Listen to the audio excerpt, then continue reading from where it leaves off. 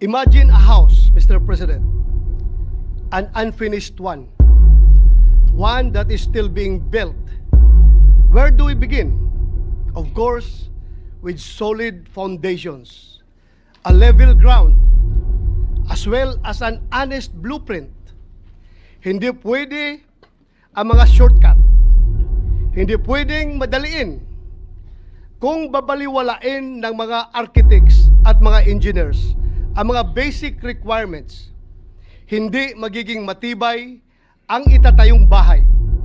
Maaari itong magdulot ng panganib, hindi lamang sa mga maninirahan dito, kundi maging sa ibang mga kabahayan sa paligid nito. If any of us happen to discover that the house we were living in was structurally unsound, we would likely scramble to have it retrofitted.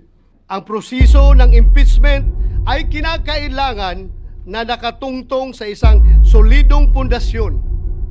Ibig sabihin, ang mga arkitekto na pasimuno nito ay may tungkulin na tiyakin na may tatayuan ang kanilang mga akusasyon.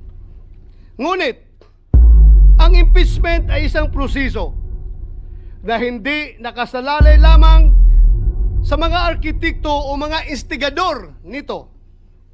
Sa totoo lang, pinakamadali ang naging gampanin ng HOR sa proseso ng impeachment. Yun ay ang pagbubuo ng mga akusasyon, Mr. President, kahit sino po ay maaring magparatang kung kanino man. Sa bahagi naman po natin, ang pinakamahirap, ang paghusga, ang paggawad ng isang hatol na makatarungan at katanggap-tanggap. Anuman ang nakatuntong sa mahinang pundasyon ay laging may panganib na gumuho. Kung ang isang impeachment case ay minadali at nakasandig sa paghihiganti at pamumulitika, ay maihalin tulad sa isang strukturang itinayo sa gilid ng bangin.